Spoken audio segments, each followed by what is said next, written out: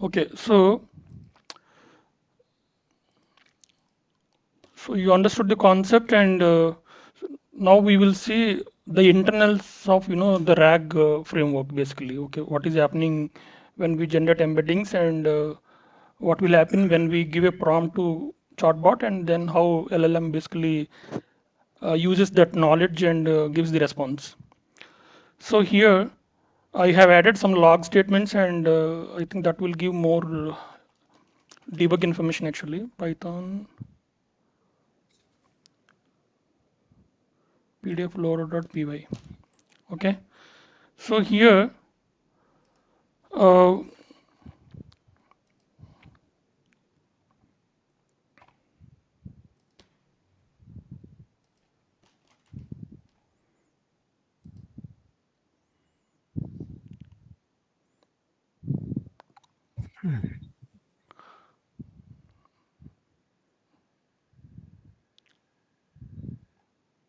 yeah, so you understood the basic flow here. uh, yeah, here you we have the to implement any RAG based solution. The first step is actually what, prepare the data source, basically the content basically. Okay, the knowledge base. Hmm. So that is the first step. So to to prepare the content source, so what we have to do, if it is a static content or dynamic content, it doesn't matter, it is the same. So basically here you have data your data in the form of whatever PDF files or whatever. Okay, so first what we need to do is, if it is PDF, then we have to extract the data from PDF. That is actually the first step, is basically extracting the content from the PDF files. Okay. Yeah. So this is actually the first step, is actually extraction. So in the extraction, we can use there are many tools actually. Even LangChain also has a PDF splitter, which extracts the data from PDF. And once we extract the data, here in the next step actually we have to create chunks. Chunks. Hmm. Yeah. So here what is actually chunk? So chunk is basically a portion of the text, a portion of the string, or portion of the text from the extracted data. Okay. So for example, you have some text like this, and uh, yeah, you have some text like this, and that you can you have some sentence. Okay, so this could be uh, combination of words, or I mean complete some set of characters actually, that we can say chunk. I mean, we can say character chunk. Okay, character chunks is usually we can extract some 100 characters from the PDF, or 500 characters from the PDF, or 1000 characters from the PDF. So that is basically a chunk, basically a portion of text, right, from the PDF file. So here, once we extract some text from PDF, so that we have to decide, okay, how many chunks, I mean what is the maximum chunk size we are going to create. Okay, so that we have to mention that. Okay, this is very very important, because when we create embeddings, we are actually creating for the chunk actually. Okay, for Hmm. example, if the chunk size is 1000, so from PDF file we are extracting 1000 characters. For 1000 characters we are creating embedding. Okay, so tokens are different, don't get confused with tokens and here chunk actually. Okay, so basically once we extract, I mean, all these 1000 characters, the 1000 characters will have some information, right? There, in that there would be some meaningful information, there is some relation among the words, some semantic information, everything will be there in that. Okay, right? Hmm. So for the entire 1000 characters, I'm giving an example, actual 1000 characters here. For the end, when we say chunk size is 1000, so we are actually taking 1000 characters, and for those 1000 characters, we are actually creating embedding. Okay, so this embedding actually what happens is, these we use embedding models, right? There are embedding models where we use it for generating embeddings for the given text, right? So each embedding model has some fixed dimensions, actually from fixed dimension of array length. Okay, so here the embedding model which we are using from Gemini, that has 768 dimension vector. Actually this is a fixed length. Okay, so this is a fixed length. 768, 1024 is there, 3007, 3072 or 42 something is there.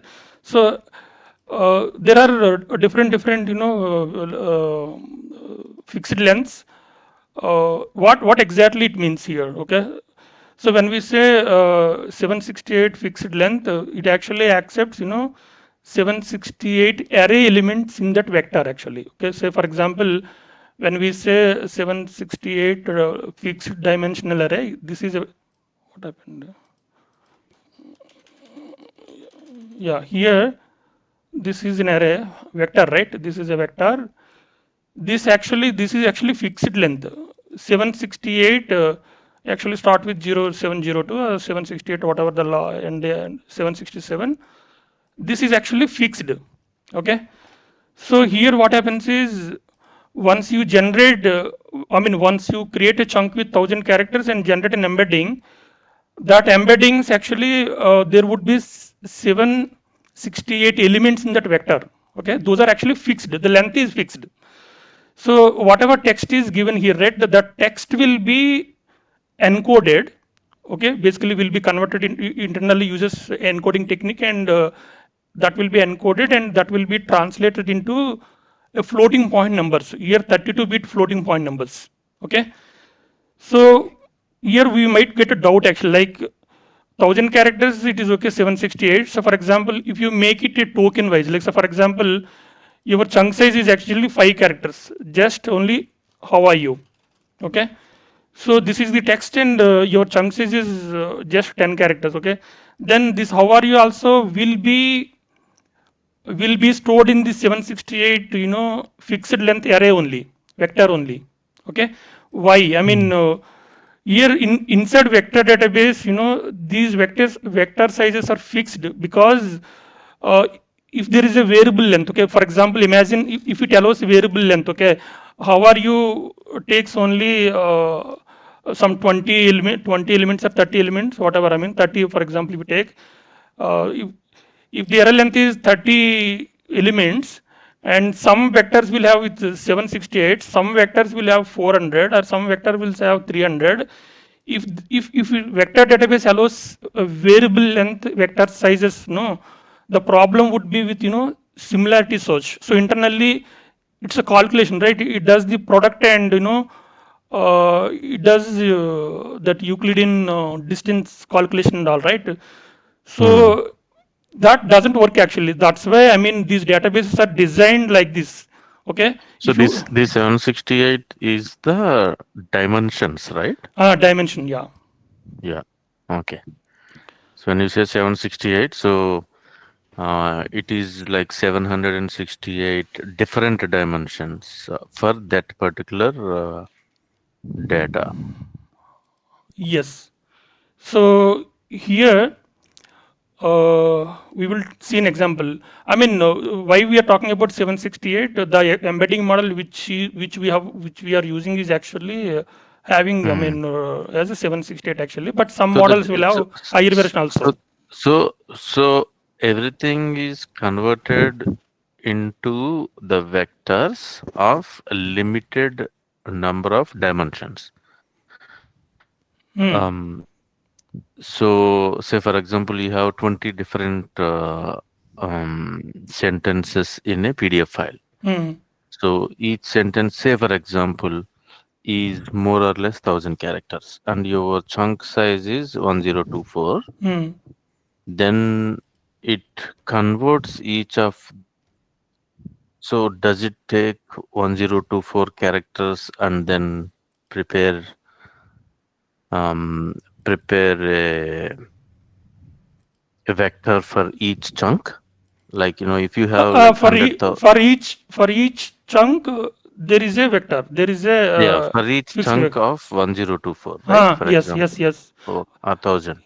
Yeah, here the Okay, character. so let's assume your PDF has 100,000. Hmm, Just write 100,000 characters above that chunk size. hmm.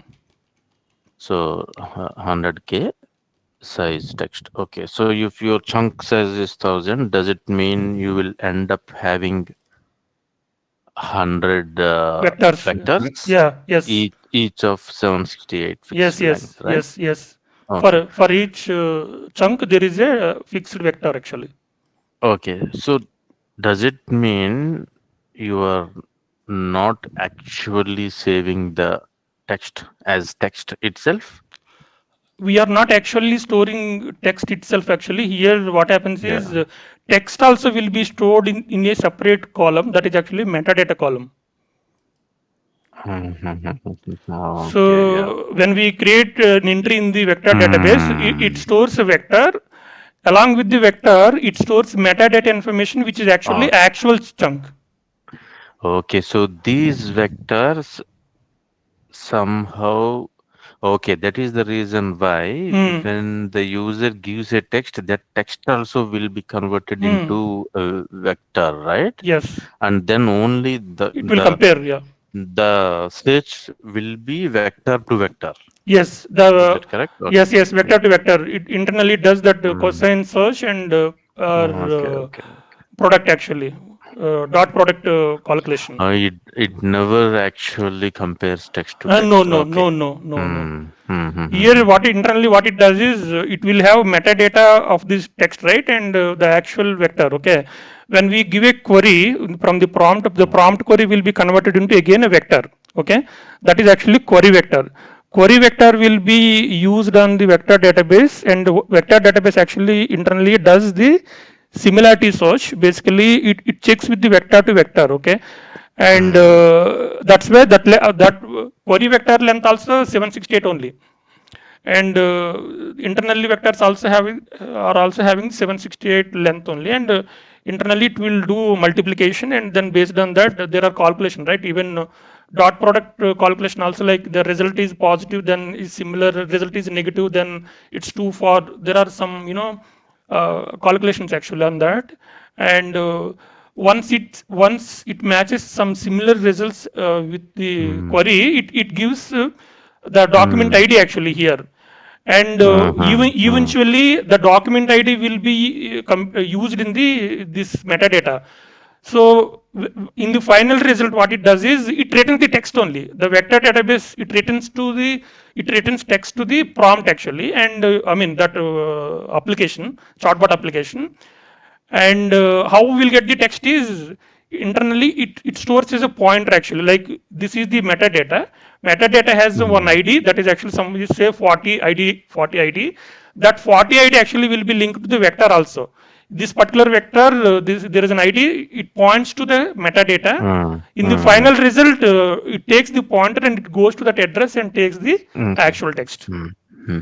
So the number of dimensions, if you increase the number of dimensions, you will get more accurate data, but it will not be efficient. So if my understanding is correct, it is a balance between the accuracy and efficiency. Hmm. The more dimensions you store the data, the better the search can be, but it needs more power, computational power as well as storage, right?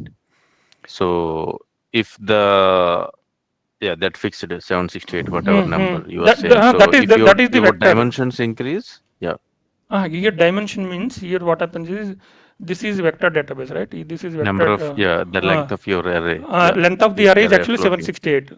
This array, yeah. Hmm. and and there is another array. There is another array. So all vectors will Hmm. be stored like this. Yep. Along with the vectors, so there would be some metadata. I mean, there would be metadata information, which is actual chunk, which is actual data. Hmm. Okay, Hmm. so otherwise there is no magic, right? See here what happens is once we generate embeddings, those are not reversible actually. Okay, I mean Yeah, yeah. From the So it is vector, like a one way hash. I one way think the like, yeah, vector, you MD5, can imagine the yeah. vector like a one-way hash. Yeah. Like our MD5 algorithm, Mm-hmm. which Yeah, yeah, yeah. generates MD5 hash, and that cannot be reversible. If you want Yeah. to do the comparison for the input string also, we have to generate MD5 and Generate apply, MD5. and Yeah. then do the And then comparison. Yeah, it will that's match. so like you don't store the password. You don't Or store the I mean password. just MD5. Yeah. That is It's how. That is if it is how. an irreversible, you also convert the attempt and then compare. Hmm, hmm. Yeah. Yeah, yeah. So here, yeah, the chunk size is very very important here. Why it is very very important? So for example, I have one more question here. hmm, So because you're saying it here, so for example, if okay, so I tried with the help file, so I'm restarting my hmm, work computer currently. hmm, So because of the update, and I can't share it. But otherwise, okay. So if your chunk size is 1024 character, for example, hmm, but your help file has a really long instructions that go beyond like 3000 characters for each question and answer, for hmm, example. hmm, So in which case, um, how does your result look like? Uh, is it up to the LLM to make it out for the missing information? Because the chunk size is 1000, but your information is divided into like hmm. answers of, say, Yeah, for yeah, yeah. example, Yeah. 5000 I got it characters. actually. This is very very, I mean, important point Mm, actually. In that case, this 1000 doesn't work actually. So that time we have to reduce the chunk size. So for help and question and answer related, I mean FAQs and all, mm, FAQs and all, the text is very short, right? It really doesn't. I mean, it really doesn't make sense to make it 1000 characters and take use text from mm. that. Half of So the, yeah. we have to reduce actually. We have to make it. There is no Reduce fix, or increase? or we can Or, reduce also, because for okay. example, that depends on how. So for Yeah. example, I have Mm, one scenario. I have a similar use case actually. Here there is a chatbot FAQ. Okay, I mean this also we are implementing with the RAG solution only. Here if you see, this is similar to your case actually. Okay, so here there are some 150 FAQs are there. Okay, so this we want to give it to RAG framework, and build a chatbot to answer these FAQs basically. Okay, so basically users will be able to ask about some of these, like some frequently asked questions, and get the responses. So if you see, these are very short questions and short answers actually. Okay, so making it 1000 really doesn't make sense here for this case, yeah. because Yeah. Yeah. when you make it 1000, it will come to some 10 or 20 Like questions. that. Yeah. Yeah, Combined. Yeah. there are, see, with 1000 character chunk size is actually approximately 3 to Okay. 400 tokens actually. I mean, actual tokens, 3 to 400 tokens will come. I mean, average on an average. Mm, Again, this tokens concept is different, right? Tokens is basically, I mean, when we say you have this text, right? So that depend. I mean, the number of tokens for this particular text depends on the tokenizer, the tokenizer which we are using. Normally, words only. Each word is a token, is considered as a token, and use is another token. And here, okay, and comma also would be token, and at the end dot also mm, will be token. Okay, r also will be token. Yeah, so basically, again, that is also not fixed. That changes basically. I mean, for images it will be different, for text it will be different, and the number of tokens also will be based on the type of the tokenizer which we are using.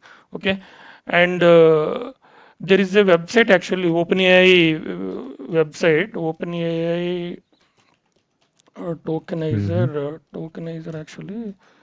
In the website only we can give the text, and which will internally convert actually. For example, we will take the same example here, or we can type also, right here. Here How are you?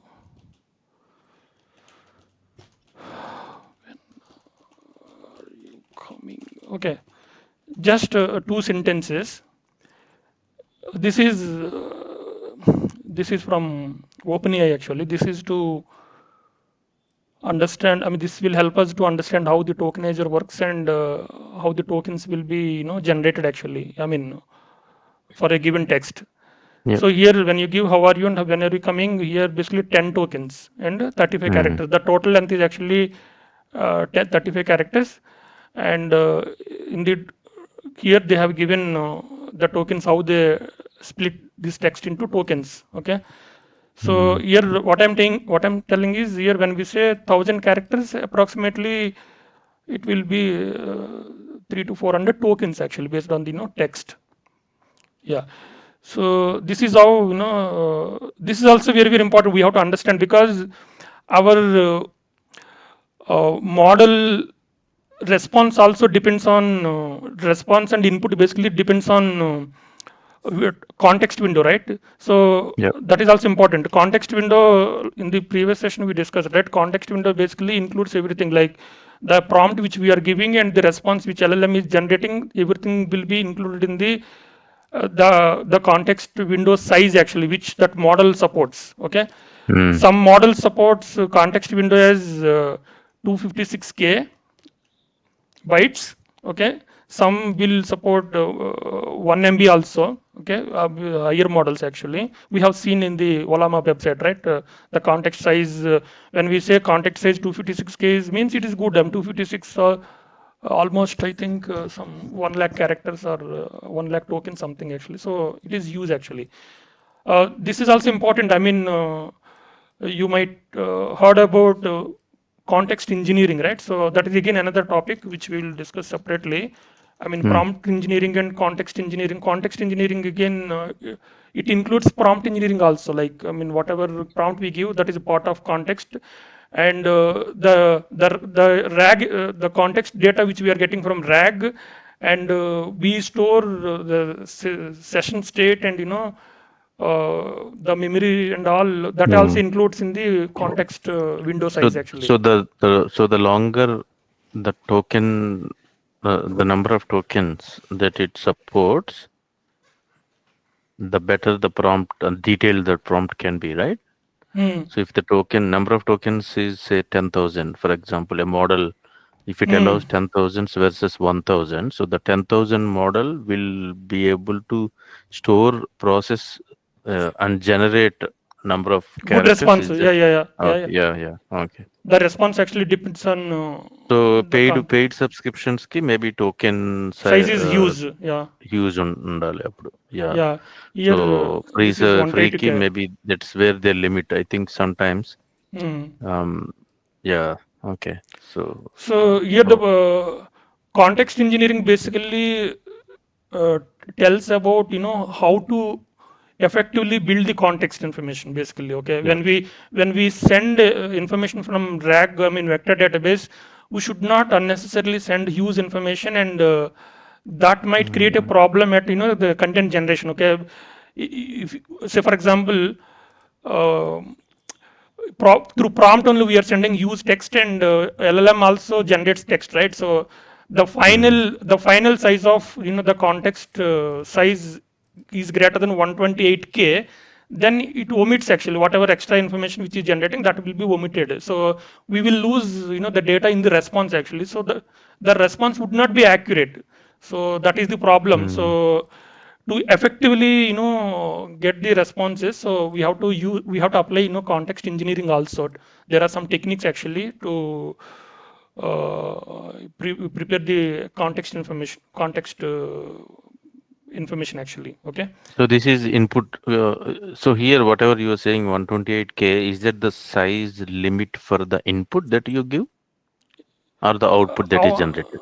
Both. it Both will combined or separately? no, Like both combined. what? Oh, okay. So for example, we are sending, so sometimes what will happen is we will give input files also, right? We'll copy paste full Mm. text actually, like Yep. we'll take full I mean text, and here we'll take the program control C. Okay, and Mm. here we will copy paste. So the size of this prompt is actually again part of the context window only. Here if you paste use text, I mean use text which is actually greater than the context window, it doesn't accept your So prompt. is it a limit on the input or the Hmm, output or lim, both of them? lim, both of them. Both of Lim, them separately or combined? Sep both Say, are for combined example, actually, combined. okay, so there is, for example, there is a custom GPT that Hmm, helps you write a book. hmm, Okay, so you give some information, some couple of PDFs, and say, okay, I help me write a book. Or like you will say like, okay, you are a cycle mechanic, for example. hmm. Okay, these are the things, specific things that I work, and I want you to help me write a book in my name, right? So in which case, I've seen that example in a marketing webinar. Um, so it is the limit on the output as well, as you're saying. Hmm. It won't generate more than 128K. Is that correct then? I Yes, think. yes, Yeah. yes. Okay. It won't In a generate. single attempt, maybe. Yes, You need to. in a single Yeah. session. Yeah, Okay. Okay. Yeah. yeah. So okay, now coming back to this topic. Yes, that's the point here is the choosing the chunk size is again a key here. Mm, If that depends on what data you are handling, and I mean we should not set the same thing for all the cases. Actually, it changes. I mean, if you have a short FAQ and then you have to limit that, and I mean reduce that. You have used text like some paragraphs or sentences and all. You can increase actually. Okay, I mean mm, making more also it doesn't make sense because eventually the text, the information which is retrieved from the database, I mean vector database will go as a prompt, right, to LLM. yeah. That would impact Yeah. again context size. Yeah. So that's why I mean this is very very important actually. We have to understand this clearly and set this while generating embeddings. Okay. So I think this part is clear. We will see practically what is happening here. Okay, we have taken PDF file, right? We have taken PDF file and I'm generating embeddings. Okay, I added some debug statements to understand this topic clearly. Mm. Uh, yeah, here.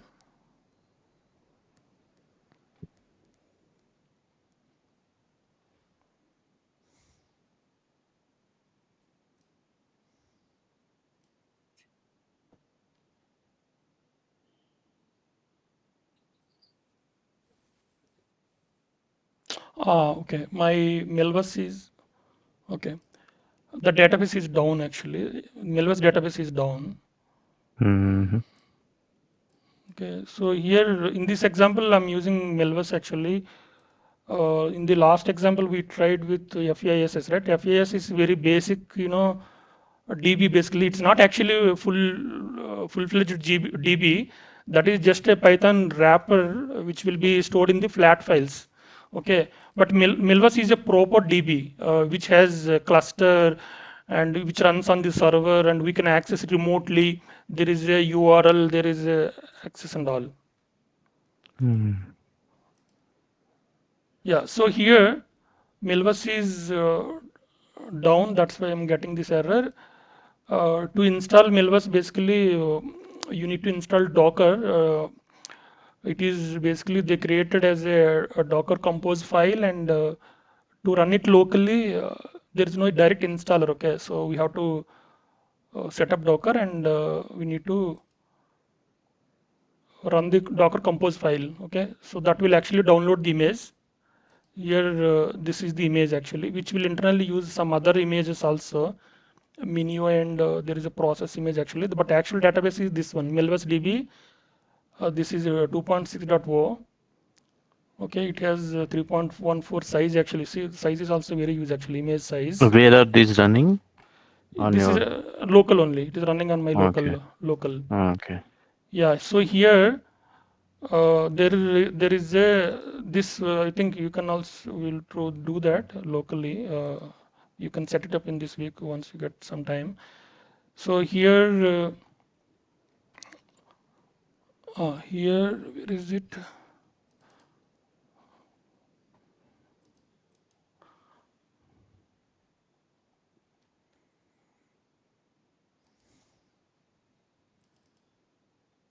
Yeah, this is the one, Docker Compose.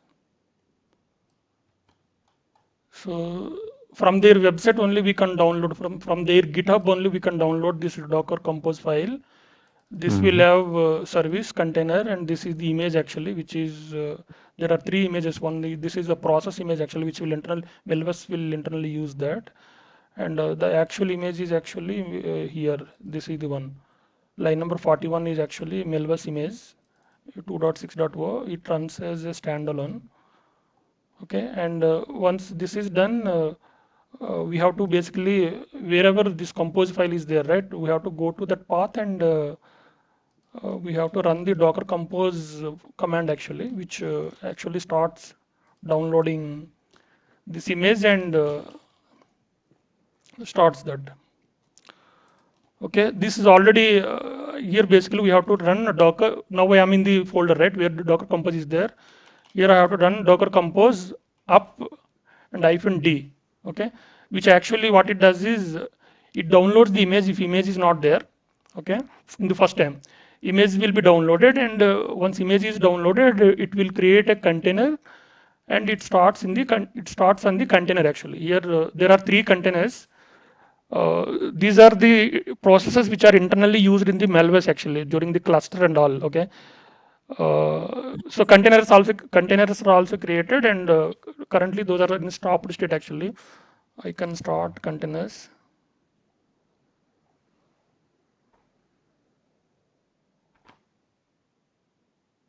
Yeah, containers are starting.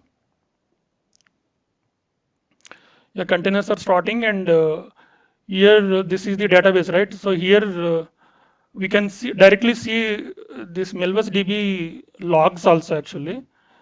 It is running inside the container, right? This image. So these are the logs actually that Melvus database, which is actually starting. Here it is not a standalone DB. Okay, it is basically a cluster DB which internally runs two data nodes, two main root nodes, primary nodes, and there is one proxy node also. I think total 5 nodes actually, which will internally launch as a cluster. And yeah, the DB is up and running. Okay. So can you also run this in a service like Hugging Face instead of you having We can run in it a on Docker desktop? yes, we can run it on any of our cloud services, and we can use it remote as a remote server.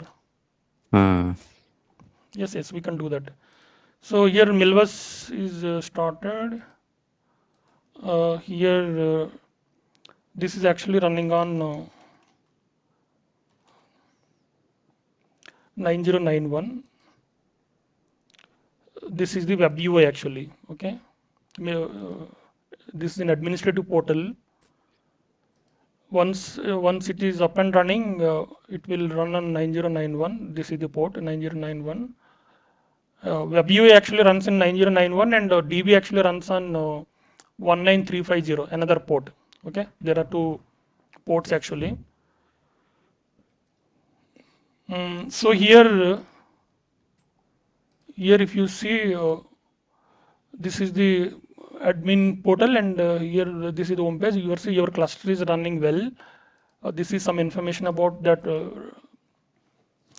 database image and components information. Here this is the cluster actually. Here it is running on a proxy node, and there is one root code, and a data node, and query node.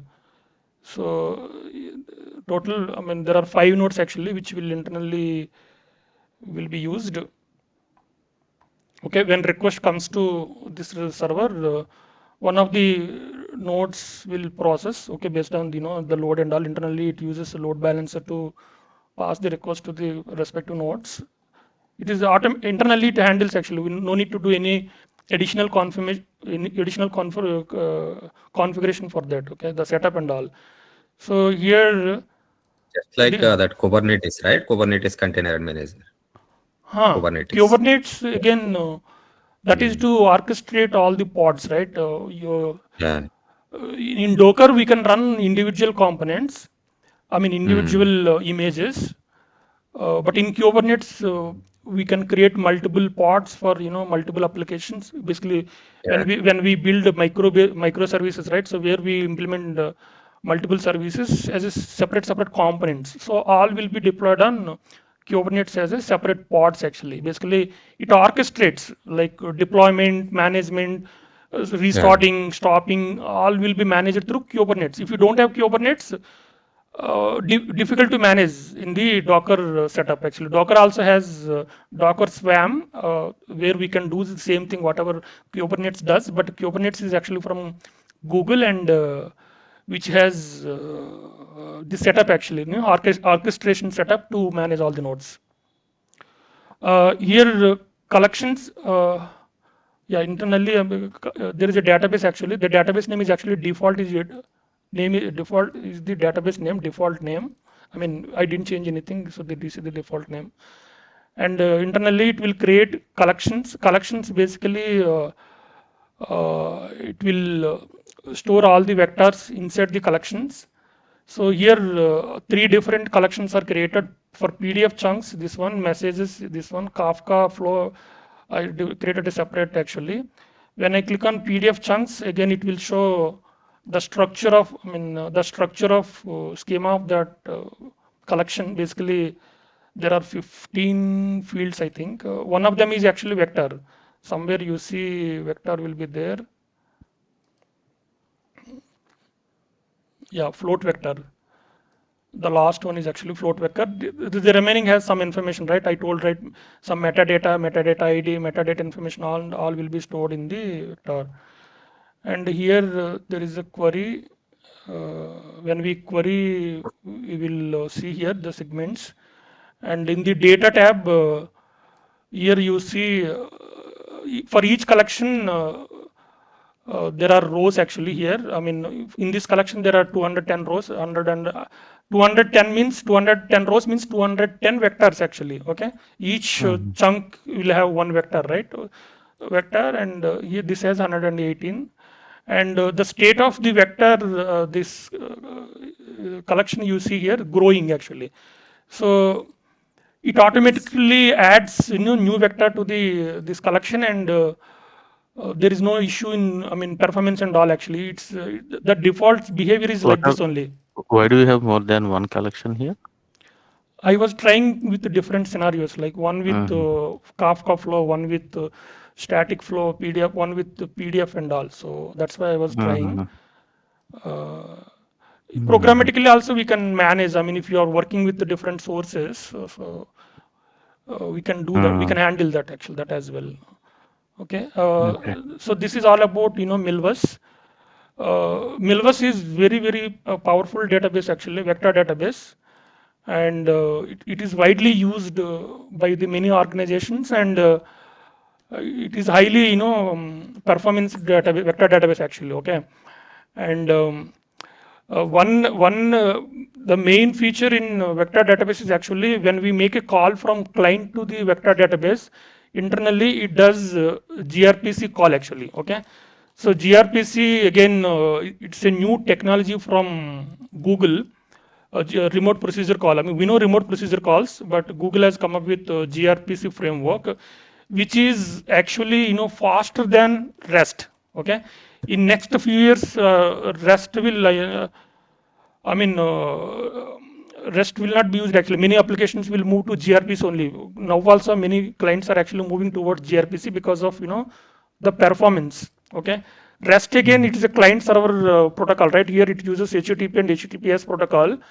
gRPC internally uses gRPC protocol. Okay, so performance. That's why I mean Milvus is built on top of gRPC protocol. When we make a call from a RAG, that chatbot application to vector database, it is actually gRPC call. Okay, through that That's why it's very powerful, and performance wise it is very fast. Okay, here Milvus, here you can see the high performance vector database built for scale. Okay, and there are many clients actually. It is an open source, that is a good thing. And yeah, many companies are actually using. Okay, here use cases also are many are there actually, so it is really interesting. All are using Salesforce, AT&T, all big companies are also Walmart, IKEA. All these applications are actually using vector database for their GenAI solutions. Okay, here Zomato. So these are the different use cases actually which Melvas is being used. Yeah, so you can do some study and understand it's not difficult. I mean, here we don't write any queries and all, right? We just need to understand the underlying mechanism, basically what is happening inside. Okay, what are these data? Okay, and now here we have come back to our setup. This error, it is giving the error because vector DB is down. Okay, again I'm rerunning. Here you see it is processing. Yeah, here for readability, I will. GRPC అంటే ఇది socket programming లాగా జరుగుతుందా? Yes, it is WebSockets. WebSocket. WebSocket again, that is a different protocol. Protocol, yeah. Yeah, here gRPC. Yeah. For streaming and all, this will be used actually, and for API calls and all, it's very fast actually. It doesn't go through the HTTP web protocol and all. Yeah. So that's why it is fast actually. Last year, I mean, in our application, we are migrating REST to gRPC. So here, this is from Google. We should learn this also actually, because the future is gRPC only. REST has gone. REST has so currently it supports all these languages: Java, Python, C++, Go, and all. I think there are some other languages also. Currently, these are the different languages which will support. And here we have to create for any web service. We should have an interface, right? That interface would be some like SOAP-based web service and all. We have an XML. In the XML, we have to define the schema, basically the service actually. This is between internal services అంటున్నాడు. అంటే client server కాదు, only maybe with in the micro services, with in server side ఏనా ఇది? It is similar to REST only. Here you have I mean, we can we can build REST services here, between right? Client and server. Right. Okay. Here you have a client. When we make a client, here you have a React application, and from here we can make a call, right? So here this is basically I mean HTTP call, and which will do that. So here I mean currently one constraint is from the web. Still we need to see. I think web integration is not yet ready. You have one application, the backend application, and you have another application. You are making a call to another application from server to server. It is very best suited for best suited actually. Yeah. So for front ends, still I think they are working on the frameworks. Yeah. Okay. Now where we are? Yeah. Now we come here. Yeah. So here, this is basically. The PDF is actually not actually PDF, it is PPT. So the text is smaller only. So here all PDF actually, some presentations in PDF actually. This is, yeah. So now come back here. So here if you see, this is processing, and this one from that I mentioned the chunk size as 1000 characters. I'm using the character splitter here. PDF, if I open PDF loader, here you can see chunk size. Here,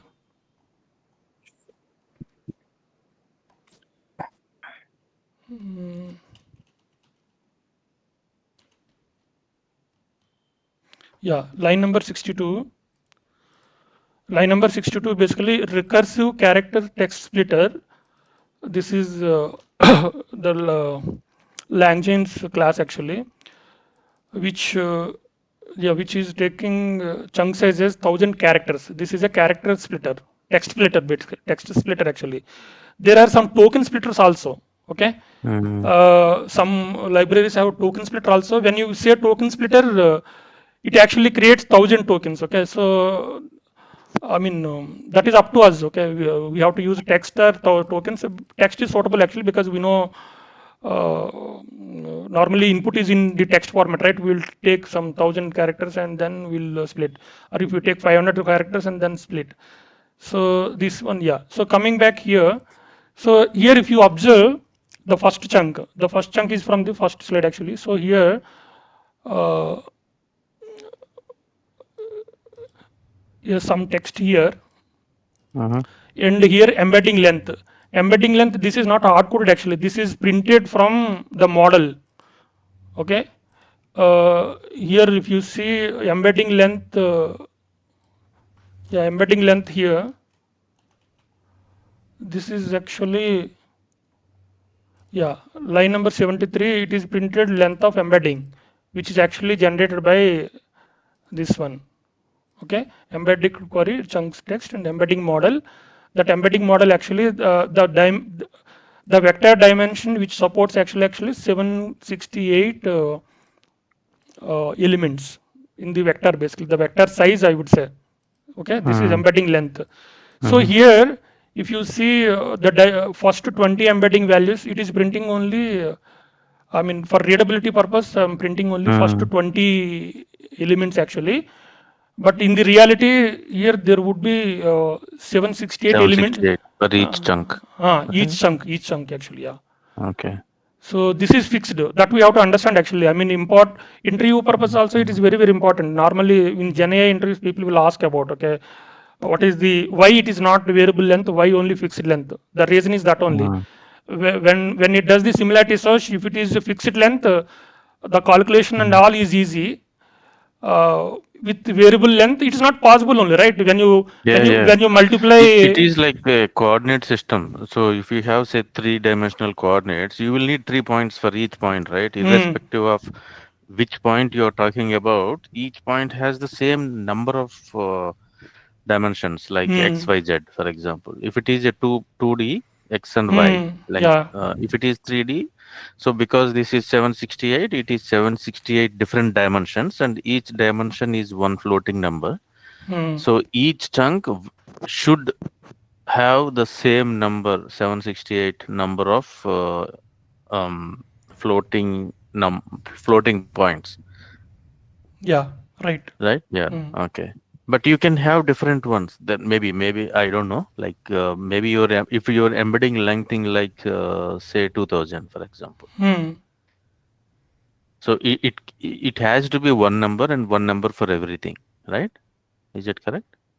One number for If it is 768, that means irrespective of how much data you have. I mean, for a specific chunk, say a chunk is 1000 character, for example. So each 1000 character chunk will be will end up having one corresponding embedding with 768 elements. Yeah, it's basically an array of floating numbers of 768 length. Right. But it can you increase that as well, like the embedding? No, it is fixed. Oh, is it? And here one interesting thing actually. So for example, your input you mentioned as 1000 characters as characters actually. Okay, at the end of the PDF file, the last chunk, if you see, there is only end of the page. Okay, end of the page is the last chunk. Just imagine like this. So last chunk will have only this much text, but the character size is actually 1000. We don't have 1000 characters actually after the end of the page. End of the page is the last sentence in the document. Okay. So for this, what happens end of the page? For this also, there should be a embedding, right? So for this embedding, what it will same size only, 768 vector size But only. different, my understanding is different LLMs, different models can have different varying Sizes different. Sizes length kada. different. Some embedding models have 3042 size 3072 also. kada. Yeah. 70. Yeah, Yeah. Google, OpenAI and Google include 1536 or 3072 dimension center. So Yeah. more dimensions and more different relations between the data. Yeah. Between the chunks, similarity. Yes. Yes. Okay. Yeah. That internally, inside the vector, what it does is, because we are applying embedding model, right? Embedding model has the knowledge, okay, general knowledge. I mean, like LLM only, okay. That doesn't generate the text, but it has the knowledge, okay. Embedding model. It uses that embedding knowledge, model's knowledge, and it forms the relationships also. The meaning. అది మన control ఏం లేదు అది ఎలాగా అన్నది అది internally it does actually. ఎవరు decide చేస్తారు how Embedding model only. Embedding model only. Embedding model only does that. Embedding model does it. Okay. Inside the vector, it will have that information also. I mean, for that particular entire string, in the entire these 768 elements, right, in that array, that will have the actual content and relation among these text. All the information will be there. I mean, additional information will be there. It has the relations, right? The embeddings as well as maybe pointer to the actual data, or some does semantics. it have the actual data as well? Actual data is stored in actual data stored in embeddings, right? Actual data will not be stored in embedding. Yeah, maybe a pointer to that metadata. Yeah. Okay. So here we have that PPT. I have last time also I got that. Yeah. Anyway, we'll come back. Yeah. So this is clear, right? Now this is very much clear, right? What is happening when we generate embeddings? Okay. So here, and we didn't conclude this. You have text like this end of the page in the last, okay, but in the end of that document, and for this also it will generate 768 floating point numbers, but there would be less encoding because the text is less, right? Here, if there is really 100,000 characters, that would require more encoding inside, and the number representation will be different. But wherever the text is very less and small, definitely we don't know exact. We can print and see. Some would be less numbers and some would be zeros also, but we don't know exact representation. But the encoding which is required for the small text is less. That is the point. Length should be the same. Length will be the same. Length should be the same. Yeah. So that is what actually. So this part is clear. So same thing happens for any embedding actually. Even for images also same, audio also same, video also same. For everything there are embedding models. Okay. We are talking about text actually. So this is actually text embedding. This Milvus supports everything actually. I mean, when you read, you will understand. It supports for visual. Videos also, audios also, and images also. This embedding vector database. Yeah. So now this part is clear. Now we'll come to chartbot. Okay. So now we understand that here there is a vector database. Okay.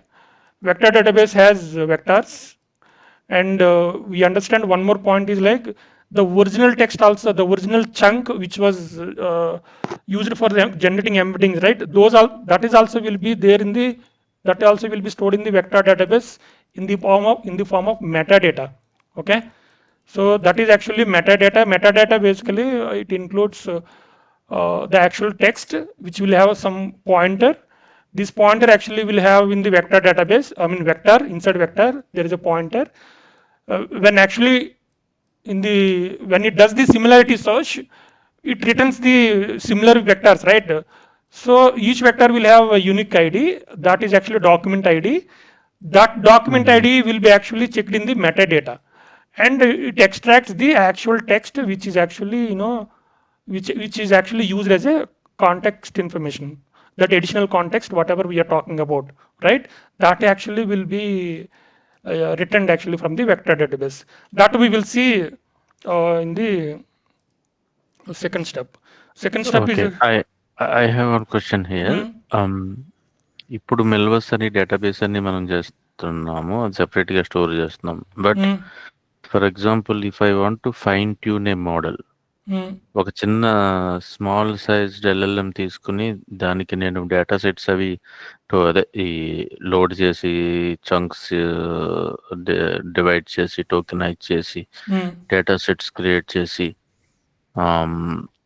Then fine tuned model కింద save చేస్తాం.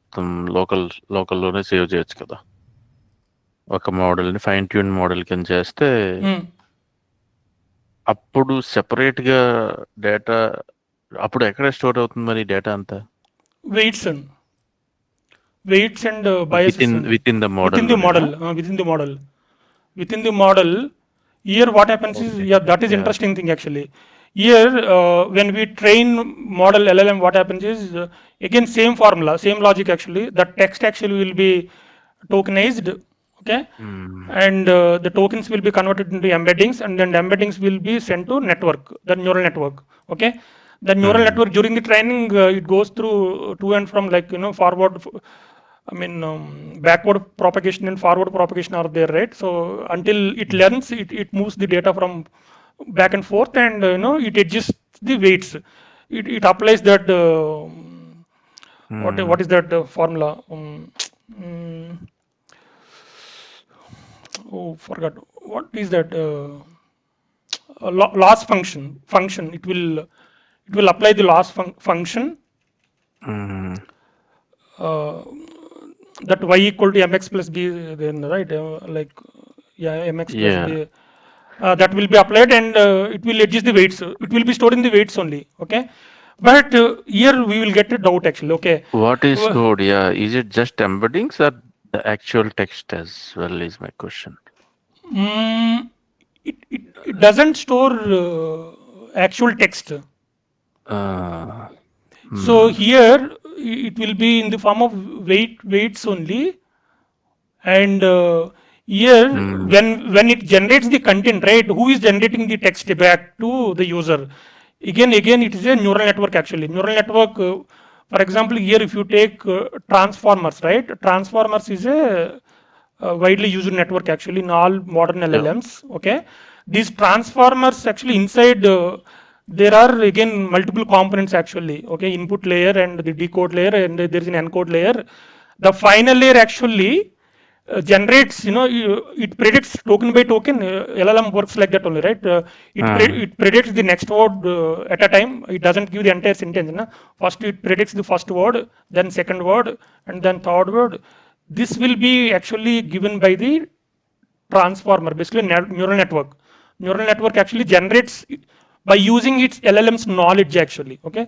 It doesn't fetch or it doesn't extract from any vectors or any embeddings and all. No, there is no embedding basically the vectors inside the LLMs actually. So it's completely based on LLM's knowledge, which is in the form of weights and biases. And this transformer actually guesses basically, that is where GenAI works actually, and it predicts the word by word, and it gives the final text, the human readable text from this, the neural network, and will be written back to the the user, the chatbot. So that is how it works. So here now we'll come back to chatbot. The chatbot is up and running. Okay, I will ask. We'll ask what we'll ask anything. Okay, custom front-end app, namespace guidelines, anything is fine, I think.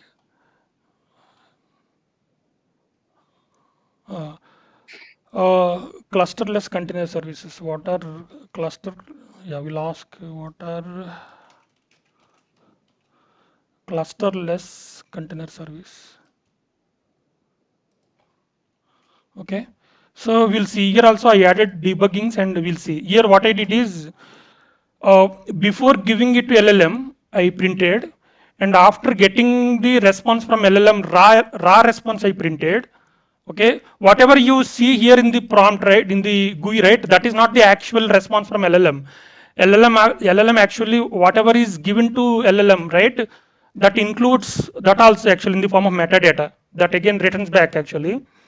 We will see, I mean, what is happening here. What are clusterless container services? Here you see here.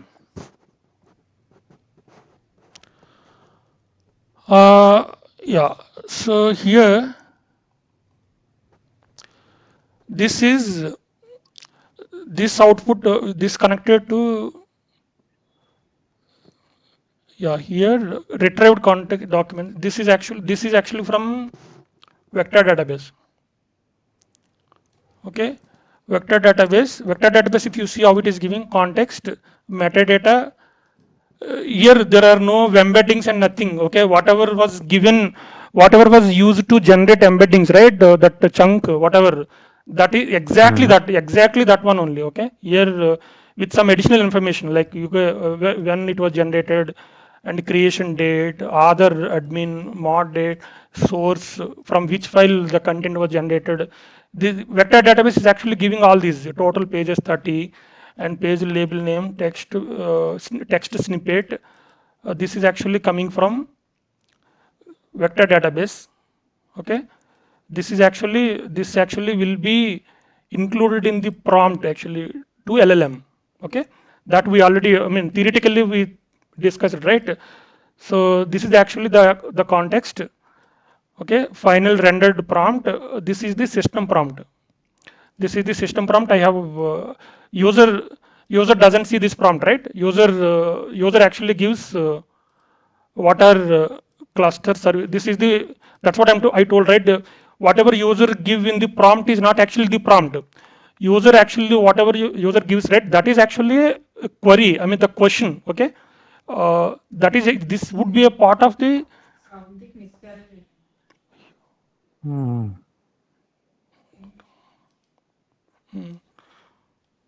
so this is will be a part of, the actual prompt. I mean, the system prompt is given inside the code. I mean, I have given you are an assistant for question and answer task. Okay, and this is the this is the information, the context information which is retrieved from that, and that will be given to LLM. Okay, that was sent to LLM, and here this is before printing the response. Actually, I printed what was queried. Actually, I mean what was asked by the user. Here you see, this is interesting. Raw LLM response object. Okay, so in the chatbot, okay, user could see only this message, right? Basically, actual this is actually the response which LLM has generated. Okay, in the system prompt, I have given construct to only three or 4 sentences only. So that's why maximum use 3 sentences maximum and keep the answer concise. Yeah.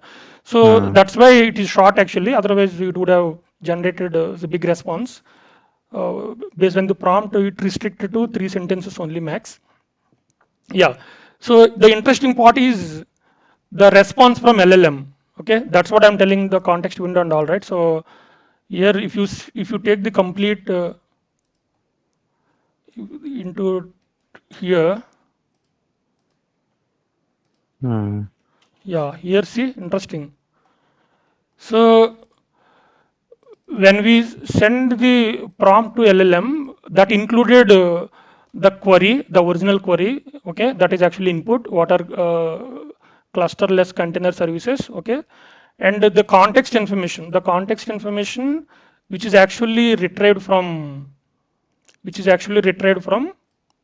vector database, okay, in plus the query and the system prompt, whatever the given, and that was sent to LLM, and LLM actually, the highlighted one was used by LLM to generate the response. This is the answer. The last part is actually answer. So in the entire object, we could see three parts, right? The original, the query user has asked, and here the context information from which is retrieved from the RAG, basically vector database. Based on this, LLM generated the response. The response is also part of the actual response. This is actually called raw LLM response object. But in the UI, I'm printing only the response, actual response. That's why we could see only this much actually. But behind the scenes, that is what it is happening here. Okay. The last debug after printing that assistant answer, that also I'm printing. So that's why it is repeated answer here. And but this is part of the response object from LLM. After extracting and showing in the UI, this is the response actually. Okay. So here what we need to understand is basically this entire object is also will be considered actually for LLM response actually. Okay. The context window which we are talking about, right? That 128K or 128 bytes, right? That includes this. Yep. We theoretically we told input also will be included, right? This is how input is also this only, right? Till here this is input only. Yep. Yeah, input plus the output from the response is actually the total context window size. Okay, so this is how internally happens when we use the RAG setup. Okay, so this is clear, right? Yep. So suppose if the answer, the total length exceeds 128K, so will it cut down the answer or something here? Yeah. Okay. Yes. We lose So the it will response. limit the answer according to that length, right? The total length. Yeah. Okay. And this output, like you printed using that Python, some debug commands? Okay. No, there is a direct command actually where we can print. Okay. If you see the chart board, in the chart board, it is very straightforward. We need not extract also. There is a direct here answer, this one. Okay. Response dot answer directly extracting actually. Response dot get answer. This answer will be printed here in this. Yeah. No, but the actual query and the embedded that context given to LLM. So you're printing all those values, right? Here in the code you're printing? No. Code I'm not printing. This I added a debug to print this. Yeah. Okay. The background, okay, this one. This is to understand what is happening inside behind the scenes. Yeah. Just debug. Yeah, here I'm printing before the raw response, before extraction. Yeah. Okay. Before extracting. In the final here we are taking response dot get of answer only we are taking, rest we are ignoring. Here. Okay. So now you understood the context topic actually. Again, context engineering again a big topic actually. Okay, we will discuss separately. That is becoming very popular, and context engineering. This one prompt here. Context engineering. Here what is context engineering? This is context engineering. Yeah, this includes everything. Okay, here. Not only this one, but when we build some stateful applications, right? The stateful applications means for every interaction we have to maintain the state, right? To understand the follow-up, to give the follow-up questions or follow-up answers, previous questions. That time what will happen, again, whatever we are charting here, right? Again, everything will be included actually. Everything it goes the state The same state. content. Yeah. So the next question, suppose if you ask the next question, so it will consider the previous State, yeah. response, and based on that it will answer. The state of that. See here, we are searching all these, right? That's what I mean.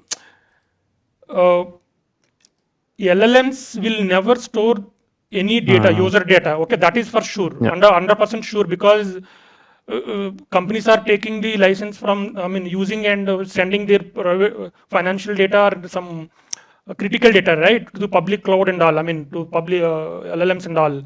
So they don't store. Okay, what it will be stored is, I mean, the application which we are building, right, there only we will we have an options to store also. I mean, when we are dealing with, follow up questions and all, we have to maintain the state, we have to maintain the, state. Sometimes we have to store the state also. That again, state management in the Gen AI applications is again different. I mean, that is a separate topic actually. By default, when we build it, it won't store. We have to implement that. So there are frameworks to do that. For example, we are hearing about lang graph, right? Lang graph is actually very good for state management actually.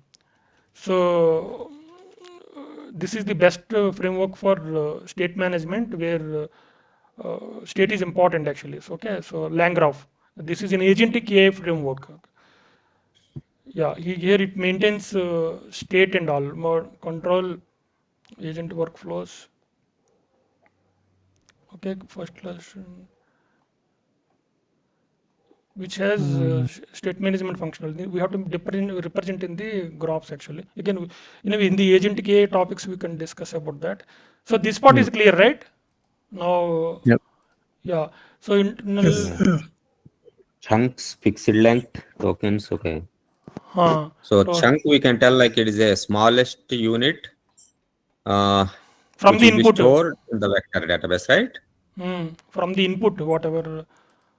For FAQs and all, sometimes what happens is, if the, for example, say, who can use Aircel? Here it is there, right? Your chunk is till here only, okay? Hmm. If Yeah. this How with it will carry forward the continuation of the next one, it won't like do. overlapping. It won't actually overlapping. Yeah. We have to add some overlapping actually. Overlapping also there is a parameter. Yeah. Suppose there are 1,000 characters ended there in the middle of the The somewhere. So how uh, it will continue the next string or the next token in the vector. Suppose it is going to the next vector, the previous like previous answer or previous string continuation. So it will maintain the like continuity while retrieving the text from the vector. there is an attribute actually, overlap attribute. We have to add that how much overlap we want to do it. In PDF loader it should be there. Overlap somewhere I added, I think.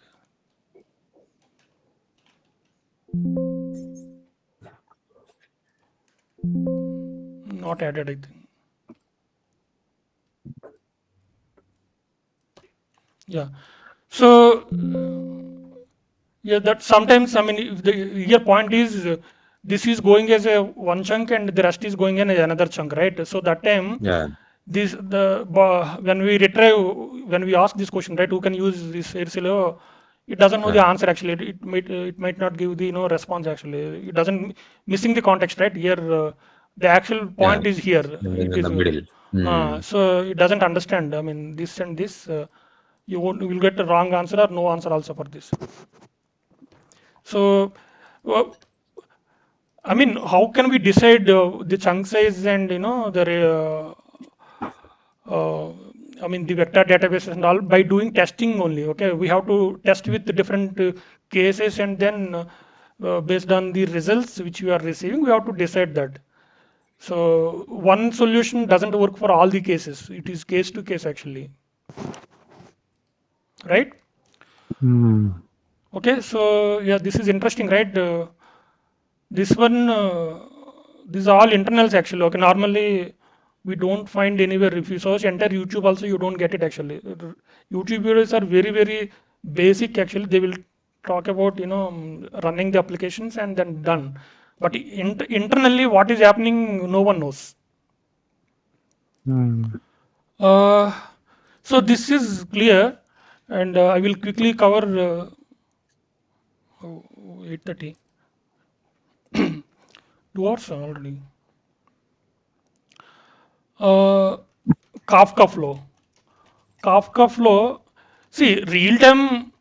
We can use any uh, Event-driven. implementation actually. I mean, it is not only, it is not like, okay, we have to use Kafka and only. Kafka we have chosen because it is very good for streaming, data streaming, and most of the critical applications, data intensive applications will use Kafka. Okay. You have a trading application, and volume of data is very huge. Every day, millions of people will do the trading, and the data should flow very fast, right? So that's why, I mean, those kind of applications people prefer Kafka only. Okay. And so this one we will take it as an example and see how we will do that. Okay. आपका तो ज्यादा ना RDBMS है. Kafka will finish it off. RDBMS, we need to set up the database. RDBMS will do in the next meeting. We need to install PostgreSDB and set up database tables. We need to feed the data and then do it. So here we will quickly, I will quickly show you. Okay, so here the pipeline is actually here. No, for real-time GenAI, we can build any kind. I mean, we can build GenAI pipeline for any any problem actually. Okay, that depends on your case actually. Okay, I mean your use case. So in your application, you are getting the data from. You are not using.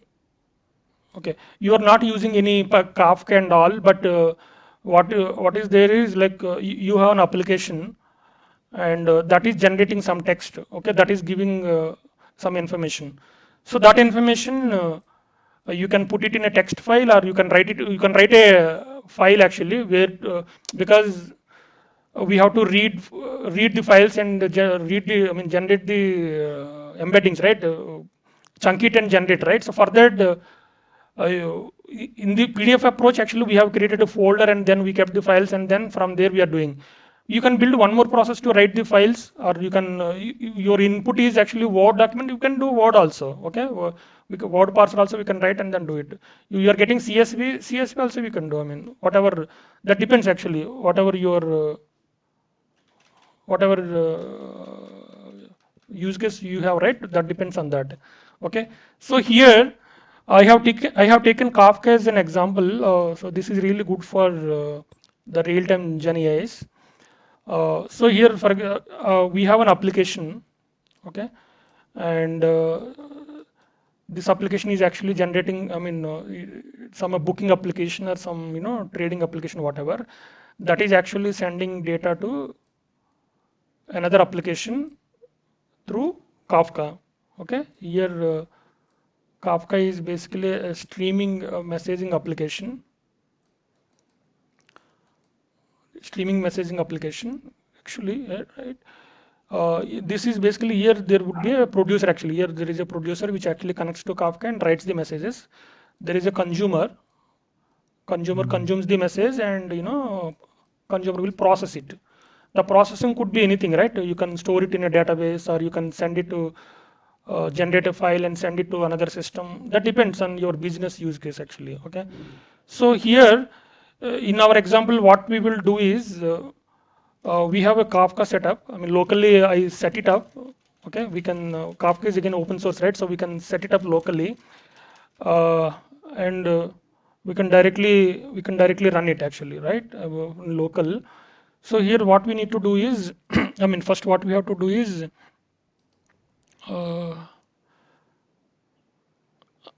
Yeah, before discussing, here I have a Kafka producer. It is sending messages, and here I built a Kafka consumer. Consumer is again, it's a Python code actually. This will run in the loop basically. It continuously runs like listener. It continuously listens to this Kafka. In Kafka, we will call it as a topic actually, right? Uh, in enterprise messaging systems and all, we will call it as a queue name or whatever. In top logically it is the same only, okay. Topic is basically a logical name for the messages basically, right? Queue also same. All messaging systems work in the same fashion actually. In the physical server there would be a storage, okay. Physically all the messages will be stored actually, okay. Pub sub model ఇది Yeah, it is pub sub కొద్దిగా model. Yes, pub sub model. Publisher will publish messages and n subscribers can consume the message, okay.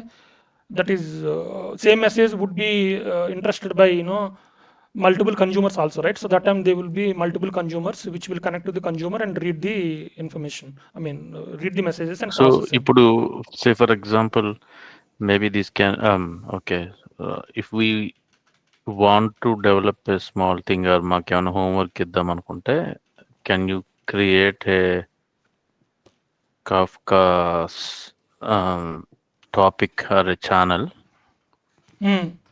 to which we can listen Yeah, and apply. Yeah. yes, Maybe that. okay. ఎక్కడ run అవుతుంది అది Kafka Local. Now I'm running in local only. నువ్వు నీకు కాబట్టి but public గా public. ఎదురన్నా పెట్టి run Yes, చేస్తే we దానికి have to deploy in cloud. Yeah, we have to deploy it in cloud. Yeah అదేమన్నా చూద్దాం అలాంటి ఎగ్జాంపుల్ ఏమన్నా ఉంటే దాన్ని కన్జ్యూమ్ చేసుకుంటూ Yeah. ఎలా చేయొచ్చు అన్నది మనం We'll try. We'll deploy it in GCP yeah and do that. That is interesting actually. We will provision one VM and there we will deploy. Yeah Okay. So here it is very straightforward actually. It is not complex. Kafka. Yeah. Here I have a local binary library. I mean zip. Okay. This is Kafka. And here we have two versions actually. It supports only Windows and Linux. The first bin folder we have Linux library, Linux shell scripts, and inside it we have Windows actually. These are for Windows batch files, okay. I mean these are all the utilities to start the server, stop the server and all, right? So here I mean inside bin Windows, in bin Windows we have to start the server. So here before moving on to this server, and here the key components actually in Kafka. So there is a service called Zookeeper. Okay, Zookeeper actually it is a coordinator service actually. You have multiple Kafka brokers. There is a broker when we create clusters actually internally it will be multiple brokers, right? Multiple Kafka instances actually. So here for example you have two clusters, okay, one K1 and K2. So there is one Zookeeper service. This is basically an orchestrator service, basically a management service, which actually coordinates these Kafka brokers. Basically, it's like health checks. It does when it goes down again. The request actually sends to another instance, okay, and are bringing up another instance. All will be actually managed by a Zookeeper instance, okay, Zookeeper service. This is like a coordinator service actually for in the Kafka cluster. So without Zookeeper actually the Kafka server doesn't run. So first we have to start the Zookeeper service and create one Kafka instance. For dev and all we can use only one instance. Production and all there would be multiple instances actually, okay. Here advantage of Kafka is actually during the configuration when you say there is a property called replica set, okay, replication set actually. When you say this is a configurable, when you say replication set 1, it creates only one instance actually, okay. And replica is 3, it creates actually your messages will be there in 3 different instances, okay. If one of the 3 instances goes down, say this instance goes down, other three instances will have the data. We don't lose the data basically. Okay, that's why I mean for all high data intensive applications, Kafka is used actually because of this feature only. Like in other systems and all, we have to manage separately, but in Kafka it is just a configuration to create cluster. Okay, Zookeeper we have to start. Okay, and the server we have to start actually. Okay, so here it is simple only. Here there are we can directly start the we can directly start the command actually. We have to go there, and there is a script inside bin folder, Zookeeper server start batch, and in this directory, conf directory, there is a properties file actually. Okay, this comes with the installation only. We need not change anything. Just need to pass the configuration file and start this. So this will start the Zookeeper instance. If this is down, then Kafka will be down. Kafka doesn't start. So there is a dependency actually here. Okay, so here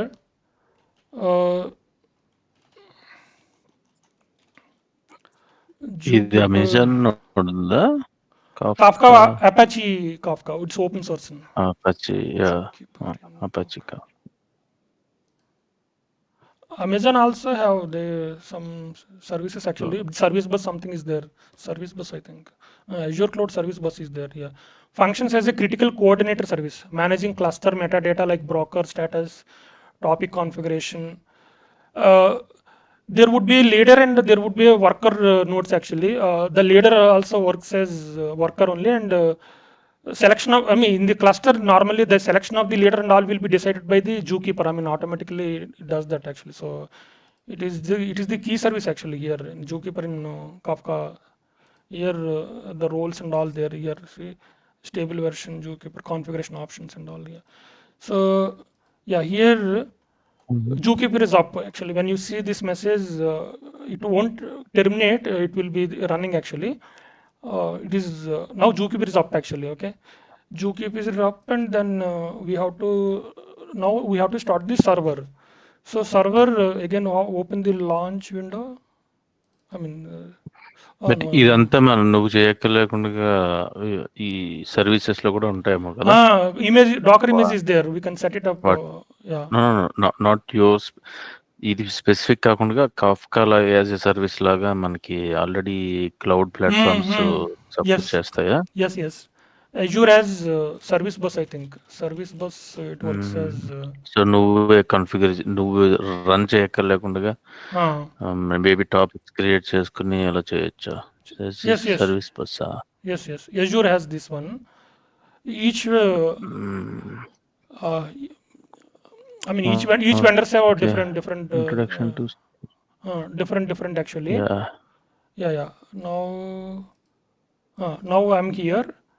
So here production and all we don't do like this. No, production we will use services only, cloud services only, and inside our organizations the GTS or someone will Amazon manage this. MSK and manage streaming for Apache Kafka.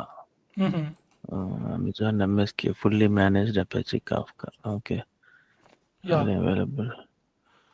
So yeah, here Kafka server that there is a batch file, and we have to server that properties file. We have to pass this as an argument, and once Zookeeper is, it will check the Zookeeper instance actually in the conf that is mentioned, Zookeeper instance. Okay.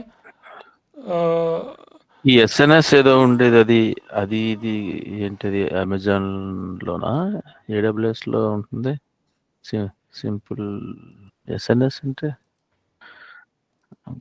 Amazon simple notification service. Okay. Okay. Yes, Okay. Now if you see Kafka is up. Okay. You see this message. When you see this message, Kafka is up, and now Kafka is running locally. So now what we need to do is we can there are some utilities which are there in this installation.